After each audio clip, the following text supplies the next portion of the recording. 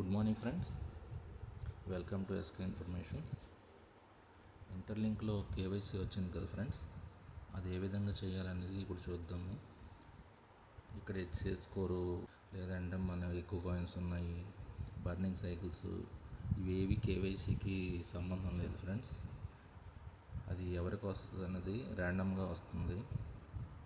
So నేను apply చేశాను, అక్కడ తర్వాత అప్లై చేసిన అందరికీ కూడా వెరిఫికేషన్ అనేది స్టెప్ 1, స్టెప్ 2, స్టెప్ 3 కూడా జరుగుతున్నాయి.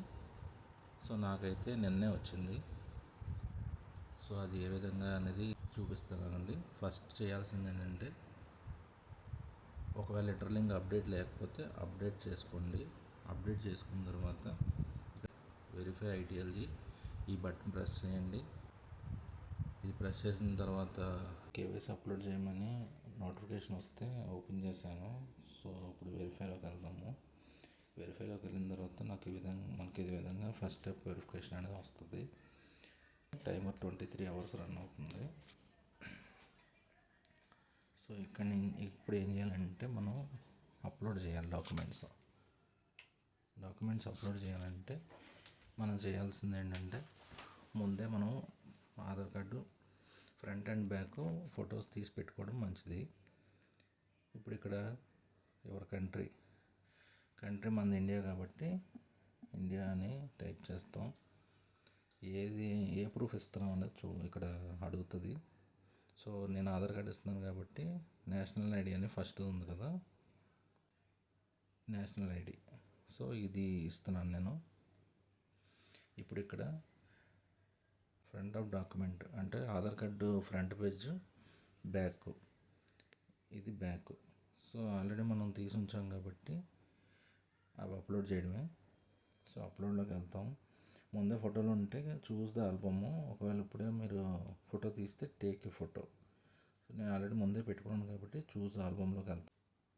ఈ షేపుల్లో ఉండాలి, ఈ విధంగా ఉండాలన్నమాట. ఆ విధంగా మీరు ముందే రెడీ చేసుకుంటే ఈజీగా అప్లోడ్ చేసేవచ్చు.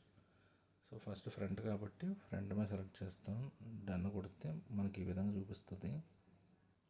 సెంటర్లో ఉంది కదా, క్రాప్ కొడతాం అన్నమాట. సో ఆధార్ కార్డు అప్లోడ్ అయింది, అదే ఫ్రంట్ అప్లోడ్ అయింది. ఇప్పుడు బ్యాక్. సో బ్యాక్ మీద కొడతాం, డన్ కొడతాం. సో ఈ విధంగా చేసుకున్న తర్వాత క్రాప్ కొడతాం. సో ఫ్రంట్ అండ్ బ్యాక్ పెట్టేసాం అన్నమాట.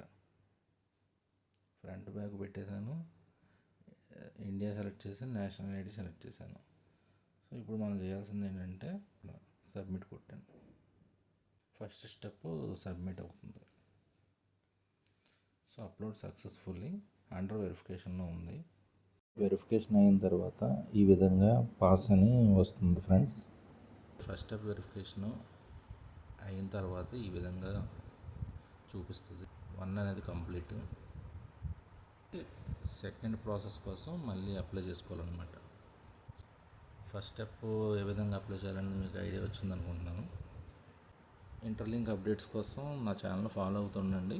సో డెఫినెట్లీ అన్నీ అప్డేట్ చేస్తుంటాను. కానీ ఎవరైనా మైనింగ్ చేసి ఆపేసే వాళ్ళు ఉంటే మాత్రం స్టార్ట్ చేయండి. ఎందుకంటే కంటిన్యూ 28 సైకిల్స్ మీరు క్లెయిమ్ చేసుకుంటూ ఉంటే మీ దగ్గర ఉన్న బర్నింగ్లో అయిన కాయిన్స్ అన్నీ కూడా మళ్ళీ రిటర్న్ కంపెనీ ఇచ్చేస్తుంది. సో ఇప్పటికైనా స్టార్ట్ చేసుకోండి. స్టార్ట్ చేసి పాతవన్నీ మళ్ళీ రీకలెక్ట్ చేసుకోండి.